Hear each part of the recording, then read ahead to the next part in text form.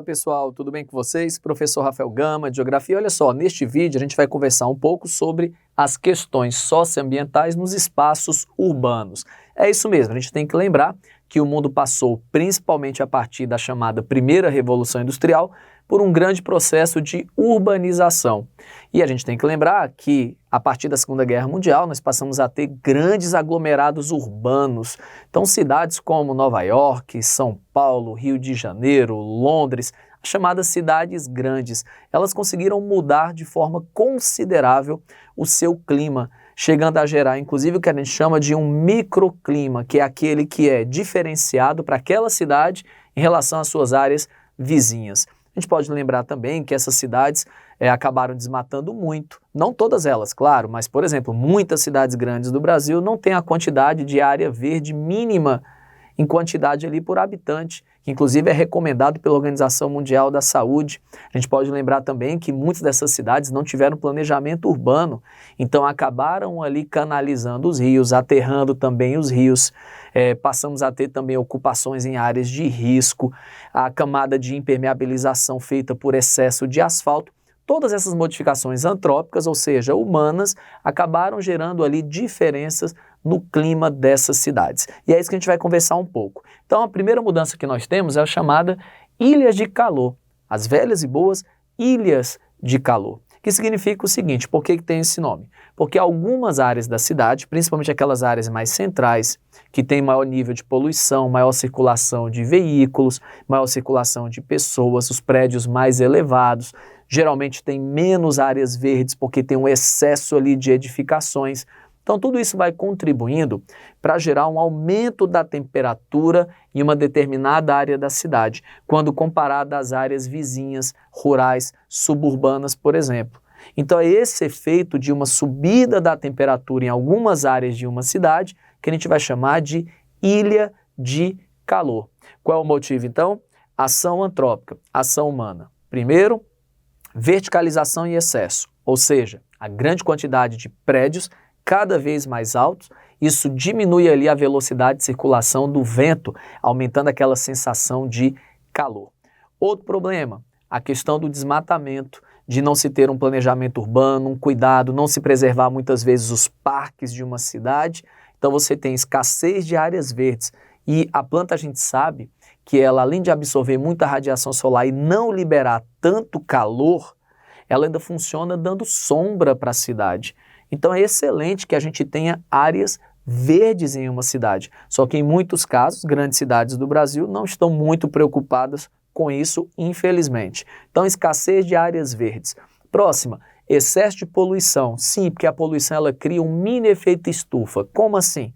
A poluição em áreas centrais, mais poluídas de uma cidade, ela deixa a radiação solar passar, só que uma vez que a radiação solar passa essa camada ali então de poluentes, ela é absorvida pela superfície e é irradiada na forma de radiação infravermelha ou calor.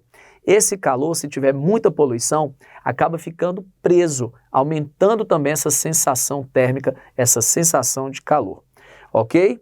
E outra coisa é a canalização dos rios ou aterramento de rios. Por quê? Porque os rios, lagos urbanos, eles podem amenizar o calor, já que corpos hídricos demoram muito a esquentar. Então, o que causa as chamadas ilhas de calor? A canalização dos rios, tá certo? Seu aterramento também, a ausência ou escassez de áreas verdes, esse excesso de poluição e a verticalização, que é o excesso de edifícios, ok? Beleza, vamos para frente. Agora a gente vai falar sobre outro fenômeno, que recebe o nome de inversão térmica. Ora, se é uma inversão, então primeiro a gente tem que ver qual é o normal, o que acontece na forma mais comum.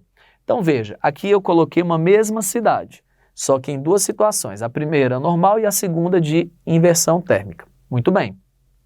Nessa primeira situação normal, a gente sabe que a radiação solar é liberada pelo Sol, acaba atingindo essa fábrica, essa casa, o asfalto, esses prédios, eles absorvem essa radiação solar e começam a liberar o calor. Muito bem. Esse calor, por sua vez, aquece esse ar que está aqui sobre a cidade, esse ar fica mais leve, diminui a pressão, né? perde densidade e ele acaba subindo. À medida que ele sobe, ele vai ficando frio e cada vez mais frio. O que é que eu estou querendo dizer com isso? Que a atmosfera aqui está sendo aquecida principalmente de baixo para cima. Isso é uma situação normal. O problema é quando chega, geralmente, o inverno, em algumas cidades. São Paulo, capital, acontece muito isso. Então, durante o inverno, você pode ter uma camada de ar frio sobre a cidade. Por que é uma inversão? Porque aqui na situação normal, veja, é quente, próximo à cidade, depois frio.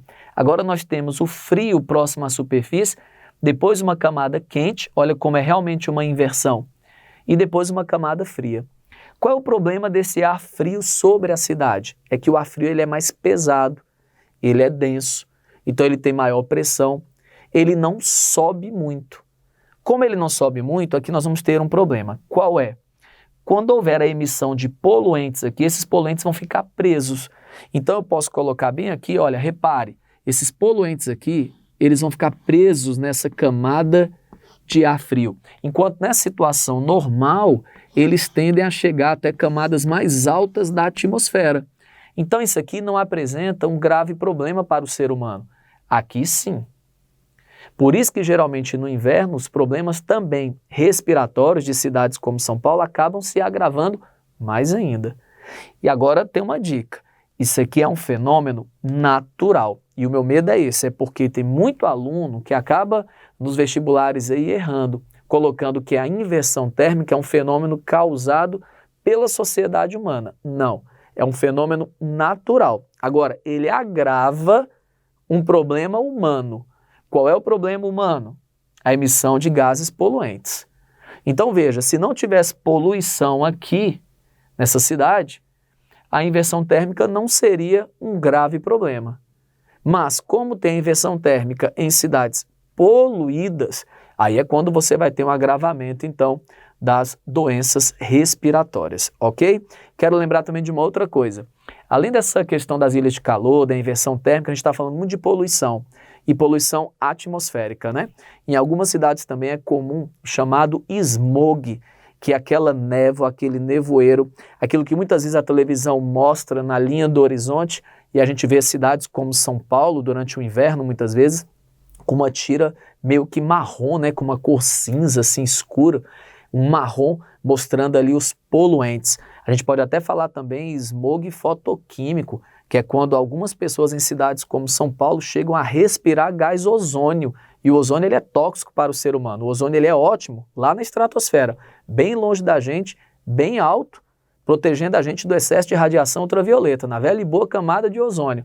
Agora, ozônio próximo à superfície e a gente respirando o ozônio, nem pensar, porque ele acaba sendo um gás tóxico para a humanidade. Beleza? Então é isso, fica a minha dica final nessa questão do smog. Espero que vocês tenham gostado, galera. Valeu! E até o próximo vídeo.